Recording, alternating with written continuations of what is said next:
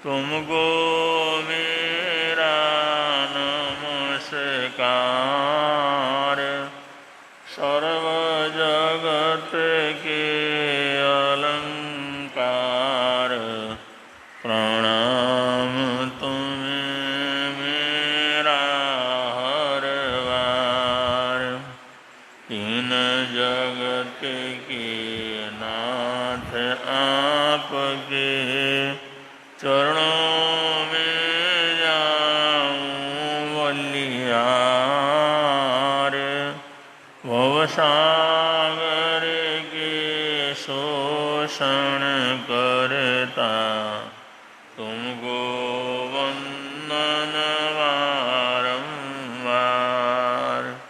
भवसागर के शोषण करता, तुमको वंदन बारंबार।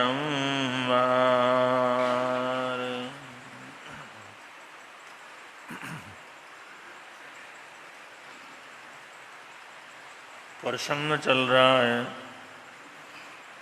चरण करणान योग का। चरण करणान योग में जो चौथा जो है उसका अध्ययन है वो है तपाचार।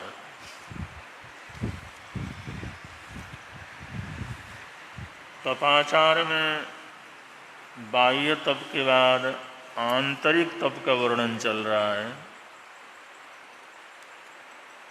उसमें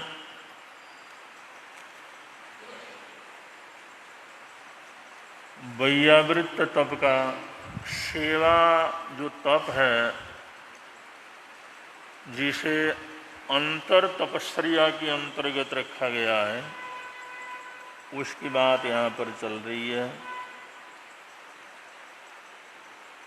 तो शास्त्रकार कहते हैं इसके रूप हैं, एक आगतोन्मुख और दूसरा अतीतोन्मुख। अगर ये भविष्य प्रधान इसके अंदर रहे तो ये होता है आज हम कुछ भी सेवा करें तो भविष्य में हमारे को कुछ न कुछ मिलेगा। तो इसमें प्रयोजन रहता है, कुछ न कुछ कामना रहती है, कुछ न कुछ सापेक्षता रहती है, कुछ न कुछ प्राप्त करने की इच्छा होती है। इस अपेक्षा से तप करते हैं तो शास्त्रकार कहते हैं ये बाह्य तप ही हो जाता है, ये अंतर तप नहीं होता। क्योंकि इसके बाह्य समृद्धि बढ़ती है, सेवा करेगा, समर्पण भाव रखेगा, सम्मान मिलेगा, आदर सत्कार मिलेगा, उसको धन दौलत की भी प्राप्ति हो सकती है, अनेक अच्छे से अच्छे रिश्ते भी मिल सकते हैं।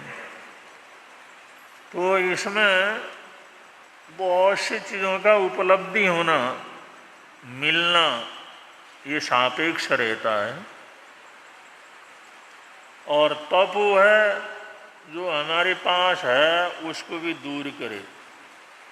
तप तो निर्जरा का नाम है और ये फिर आंतरिक तप है। तो अंतर तप तो अत्यंत जो है निर्जरा का कारण होता है। इसलिए शास्त्रकार कहते हैं जैन धर्म के अनुसार, जैन सिद्धांत के अनुसार, भगवान महावीर स्वामी के इस उपदेश के अनुसार वैयावृत्त तप वो है जो हमारे पिछले भव का जो भुगतान है उसको जो है संपन्न करना। आगे के लिए हमने कुछ बनाना नहीं, पिछला लेन देन पूरा करना। ये अनंत संसार के अंदर परिभ्रमण करते हुए प्रत्येक व्यक्ति के साथ मेरा लेन देन का संबंध है। कहीं न कहीं किसी न किसी से हमने सेवा ली है, और क्योंकि 6 काय के जीवों की सेवा हम लेते ही हैं, भोजन के रूप में लेते हैं, पानी के रूप में लेते हैं, ऑक्सीजन के रूप में, हवा के रूप में लेते हैं, अग्नि के जो सहयोग लेते हैं, और त्रस्काय के जीवों का भी हम सहयोग लेते हैं, पचंद्रिय प्राणियों का भी सहयोग लेते हैं। सारी दुनिया की इन सब की सेवा तो हम लेते ही रहते हैं ना।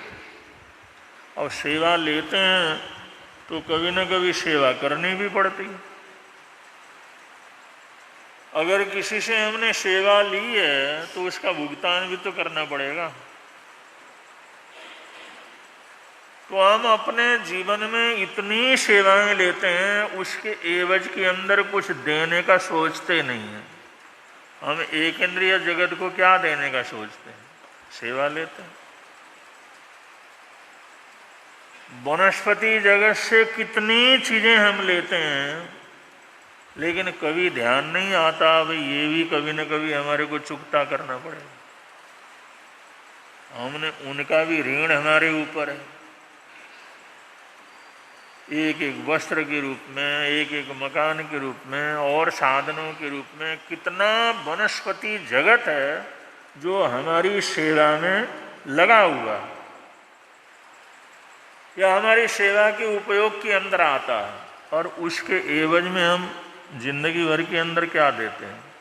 एक इंद्रिय को क्या देते हैं, बेंद्रिय को क्या देते हैं, तेंद्रिय को क्या देते हैं।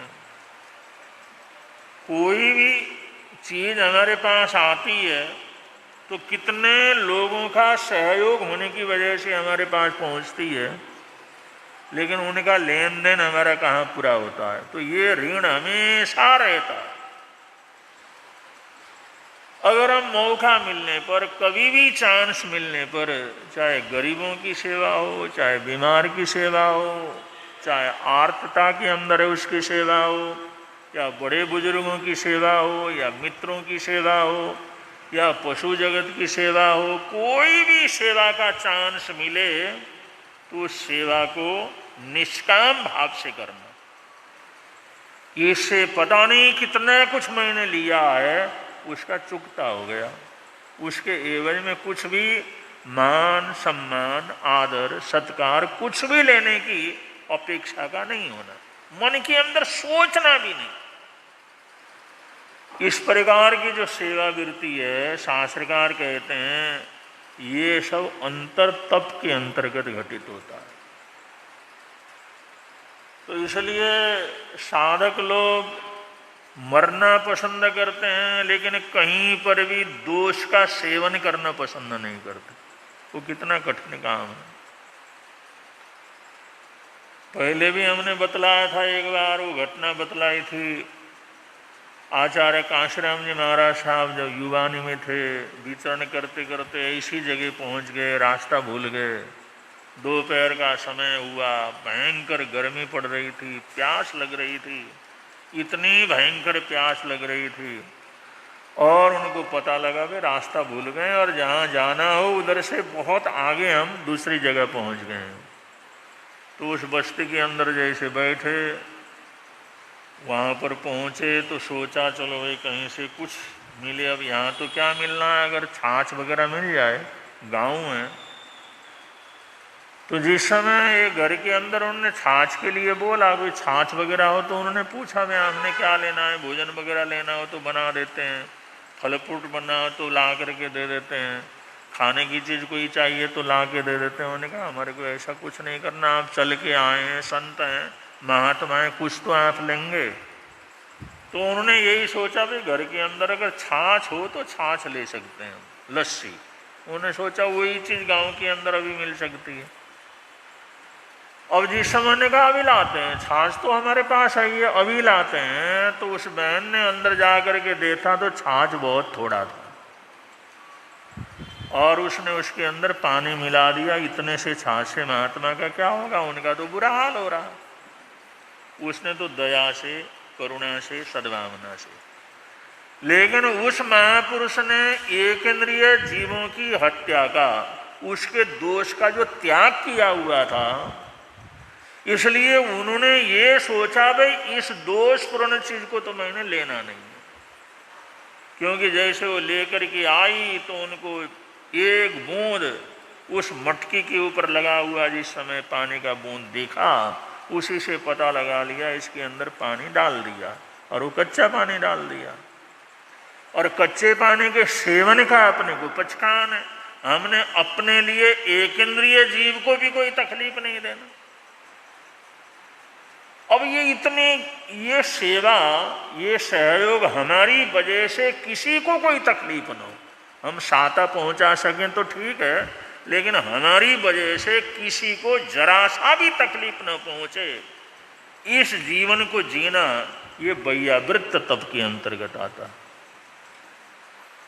जहां तक हो सके उसको साता पहुंचा लेते हैं अपनी मर्यादा में हो, अगर नहीं हो तो कम से कम अपने निमित्त से, अपनी वजह से तो हम किसी कीड़े मकोड़े जीव जंतु किसी को भी हम तकलीफ नहीं देंगे। हमने कोई दोबारा जो है ऐसा उनके साथ ऐसा संबंध जोड़ना नहीं, ऐसा लेना देना जोड़ना नहीं। तो इस प्रकार किसी को भी तकलीफ न देने की जो भावना है वो सेवा है, कि हमारी वजह से किसी को तकलीफ न हो। और उन्होंने सोचा अब ये बहन लस्सी लेकर के आई है और हमने बोला भी है तो लस्सी हो तो ले लेंगे, और उसने कहा बिल्कुल अलग रखा हुआ है, कोई सब्जी नहीं, कोई कच्ची चीज़ नहीं, कुछ नहीं है, आप ले लो। तो उन्होंने सोचा भी अगर इसको लेते हैं तो हमारे को दोष लगता है, अगर नहीं लेते हैं तो इसको भी बड़ी तकलीफ होगी, अपने किसी को तकलीफ नहीं पहुंचाना। और हम पूछेंगे इससे तो ये सच नहीं बोलना इसने, कोई ये थोड़ी बोलेगा हमने पानी मिला करके दे दिया। अगर मैं पूछूंगा भी इसमें पानी मिलाया तो कहेगा पानी को नहीं, कुछ नहीं मिला, हम ऐसा थोड़ी करते हैं। महात्मा जी आज इसको देना हो तो आखिर गृहस्थ ऐसे कैसे देंगे? उन्होंने कहा इसने सच बोलना नहीं। तो उन्होंने फिर वहाँ पर पूछा बहन ये बतलाओ, इस लस्सी में, इस मट्ठे में तुमने ताज़ा पानी मिलाया या बासी पानी मिला दिया?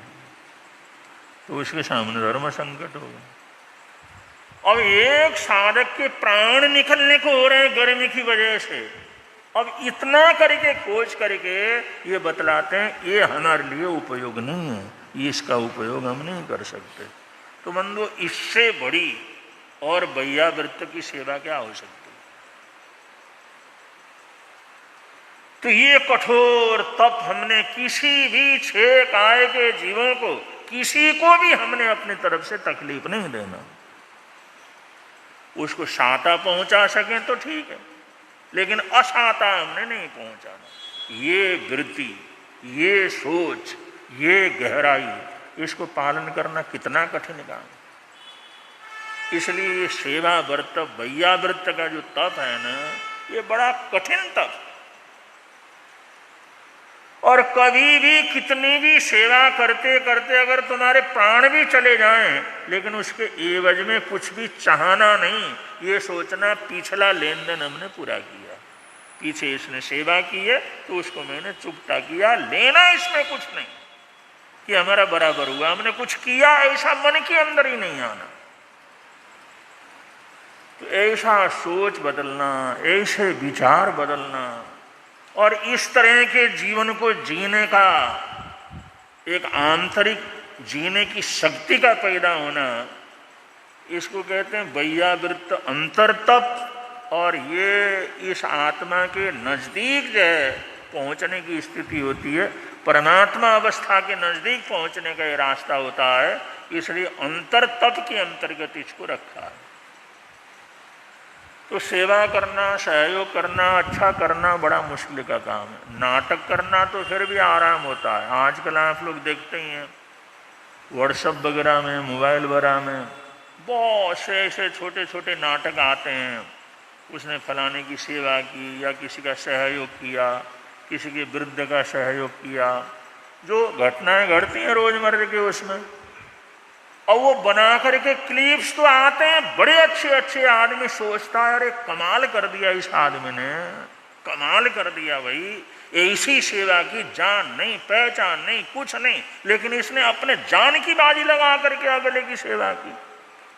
वो बाद में कहता है हमारे को वीडियो अगर पसंद आए तो लाइक कर देना इसमें। वो वीडियो होता है, वो घटना नहीं होती। वो दुनिया भर के क्लिप जो चलते हैं वो ऐसी घटनाएं होती हैं, आदमी रो पड़ता है देख करके, अरे ऐसे ऐसे लोग भी हैं, ऐसी ऐसी सेवा भी करते हैं, इतना इतना त्याग भी करते हैं किसी दूसरे के लिए, अनजान के लिए, जिसको जानते पहचानते नहीं उसके लिए इतना कुछ कर लेते हैं।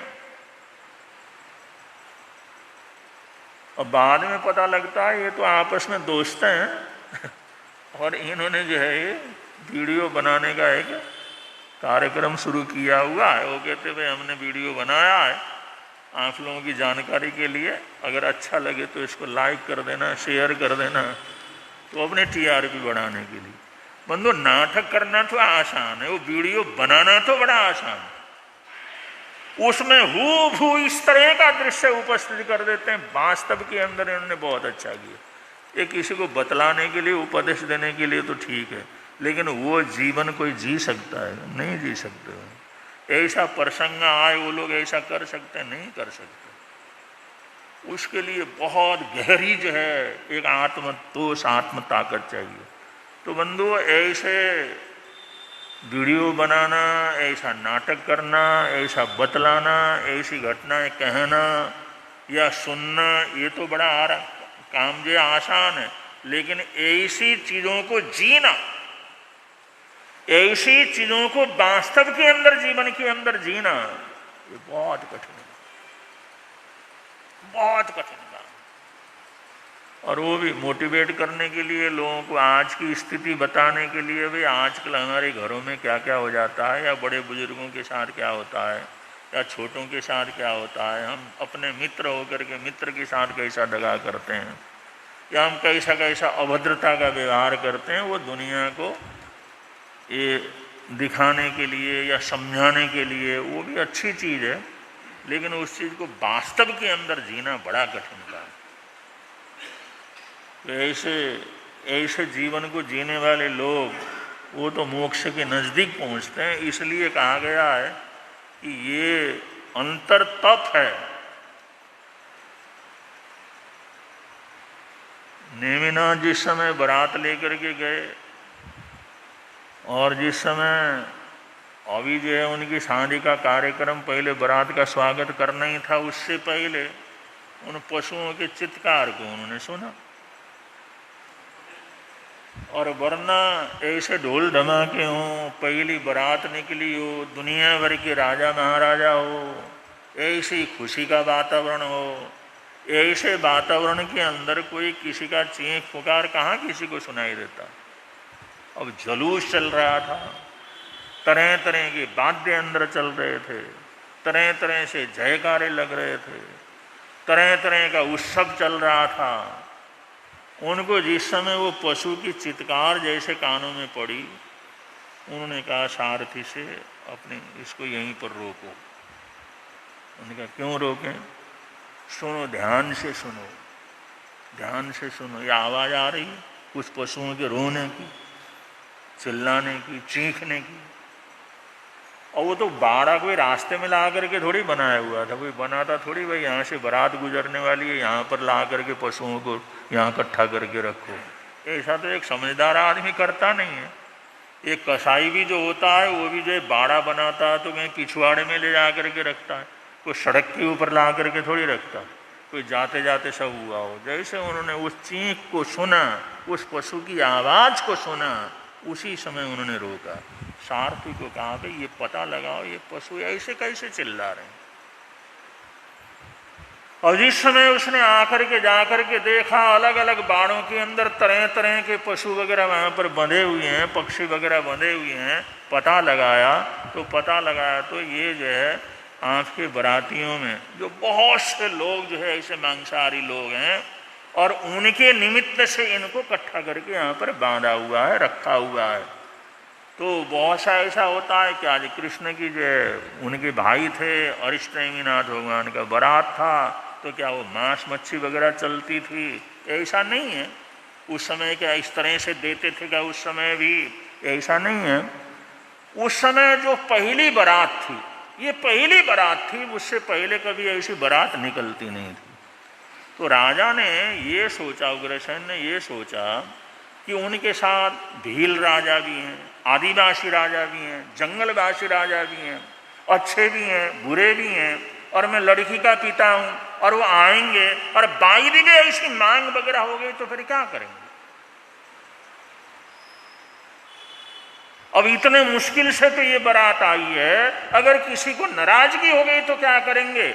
इस हिसाब से उनके आदमियों ने ये सब करके रखा हुआ था। जैसे ही पता लगा, और अष्टनेमिनाथ ने कहा अभी यहाँ से वापिस चलो, और वही से वापिस चले चढ़े गए। पता नहीं कितना मिन्नतें की होगी, कितना समझाया होगा, कितना जोर लगाया होगा, लेकिन अब ये जिस समय सेवा की भावना आती है, नहीं, हम अपने लिए हमने किसी को तकलीफ नहीं दी।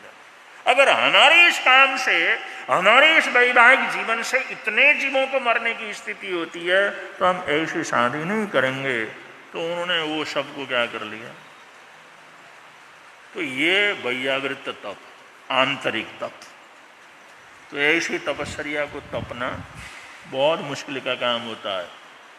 शबरी का भी ऐसा ही। शबरी भील राजा की कन्या थी और शुरू से उसके स्वभाव बहुत अच्छा था।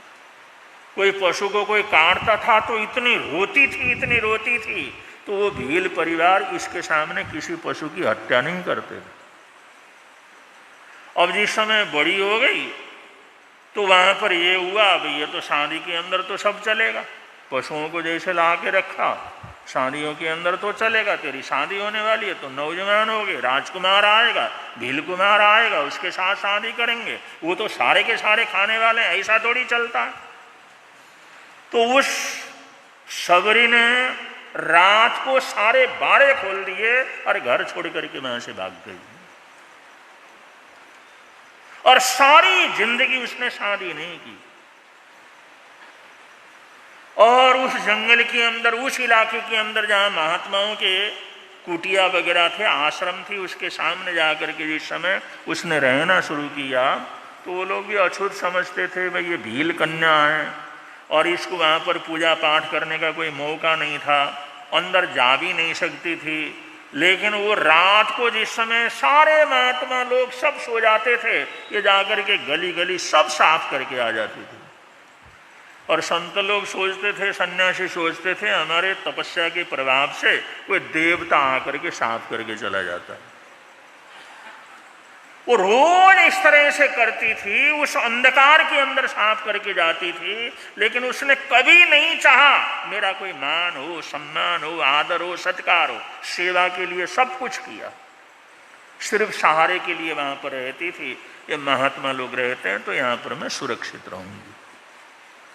तो ये लोग ये तप तपते हैं जिसको ये वैयावृत्य तप कह करके पुकारा जाता है। तो ये वैयावृत्त तप आंतरिक तप है। इस तप को तपने के लिए इंसान को प्राण तक की बलि लगानी पड़ती है हंसते हंसते।